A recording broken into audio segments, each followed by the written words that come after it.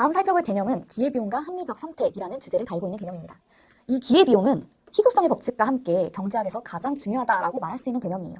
여러분들이 어떤 선택을 할 때 비용을 비교를 하게 되는데 경제학에서 말하는 이 비용은 여러분들이 그냥 평상시에 생각하는 비용과는 조금 다를 수 있어요. 그래서 이 기회비용이 무엇이고 어떻게 구분되는지를 반드시 알아두셔야 합니다. 이 밑쪽에서 다시 설명을 드릴 텐데 우리은행, 기업은행, 신한은행 등등 여기 다 쓰지 못했지만 대부분 정말 많은 은행에서 기출이 되었던 내용이고요. 단독 기출되지 않더라도 지문으로 상당히 많이 등장하는 개념입니다. 반드시 알아두셔야 돼요. 일단 여러분들이 선택을 할 때 경제학에서는 항상 효율성을 따져요. 그래서 경제적 효율성이 달성되는 선택을 해야 된다라고 주장을 하는데 그 경제적 효율성이 무엇인고 하니 최대 효과의 원칙 또는 최소 비용의 원칙이 달성되는 것을 경제적 효율성이다라고 말합니다. 최대 효과의 원칙은 여러분들이 주어진 자원으로 최대 효과를 얻고자 한다는 거예요. 예를 들면 떡볶이도 10,000원이고 소고기도 10,000원이래요. 그럼 여러분들은 똑같은 비용으로 어떤 걸 먹었을 때 더 큰 만족을 얻을지를 비교하게 되겠죠. 지금 떡볶이가 더 먹고 싶은 사람이라면 떡볶이를 선택할 거고요. 소고기가 더 좋은 사람이라면 소고기를 선택할 거예요. 나한테 더 큰 효용을 줄 수 있는, 더 큰 만족도 혹은 더 큰 이익을 줄 수 있는 것을 선택하는 것이 바로 최대 효과의 원칙입니다. 반면 최소 비용의 원칙은 일정한 효과, 똑같은 효과를 달성하기 위해서 최소의 비용을 들이고 싶어 한다는 거예요. 기업이 컴퓨터 한 대를 생산해내기 위해서 여러 가지 A안, B안, C안 방법이 있다고 해볼게요. A안으로 생산을 하는 방법은 컴퓨터 한 대를 생산하는 데 있어서 50만 원이 들고 B안으로 생산을 하면 30만 원이 들고 C안으로 생산을 하면 40만 원이 든다고 해볼게요. 그러면 정상적인 기업이라면 당연히 B안을 선택하겠죠. 어차피 똑같은 컴퓨터를 만들어내는 데 있어서 가장 적은 비용을 들여서 할 수 있는 방법을 선택하게 될 거예요. 그게 바로 최소 비용의 원칙입니다.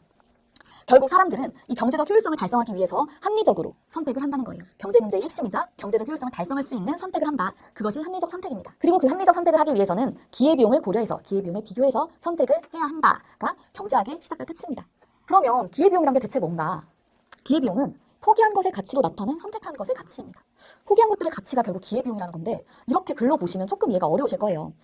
이 기회비용의 예를 하나 들어보도록 할게요. 일단 이쪽을 보시면 기회비용은 회계적 비용, 눈에 보이는 실제 지출된 비용과 암묵적 비용, 현금 지출이 이루어지지 않았지만 포기한, 내가 벌 수 있었는데 포기한 것의 비용, 그럼 포기한 가치까지도 비용으로 포함하는 개념이에요.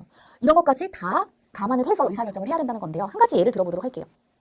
예컨대 제가 지금 직장에 다니고 있는데 로스쿨에 가고 싶어요. 지금 직장에서 연봉을 5천만 원 받고 있다고 해볼게요. 로스쿨에 가보자 해요. 로스쿨은 3년을 다녀야 되는데 1년에 1,000만 원이 든대요. 실제로는 더 많이 들겠지만 가정하는 거예요.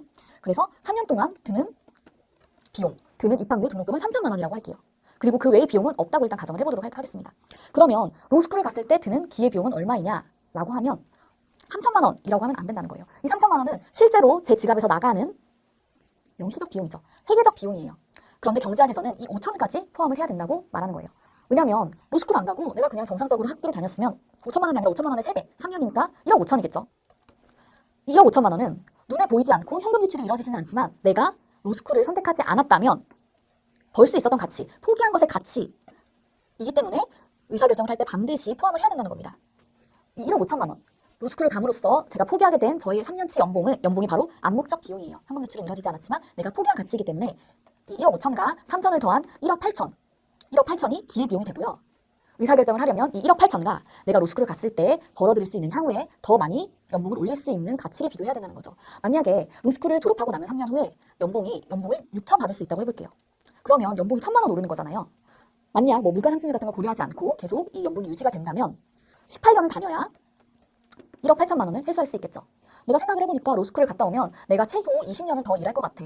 그래서 최소 그냥 지금 회사에 있는 것보다 2억 원 더 벌 것 같아 라고 생각이 든다면 로스쿨에 가도 되겠다 라고 판단을 내릴 수 있겠죠. 이렇게 기회비용을 고려할 때는 반드시 눈에 보이지 않는 비용, 실제로 현금 지출이 이루어지지 않았지만 내가 포기한 비용까지 고려해야 된다는 게 바로 경제학의 핵심입니다. 만약 이 비용을 고려하지 않는다면 잘못된 의사결정을 내릴 수도 있다는 거죠.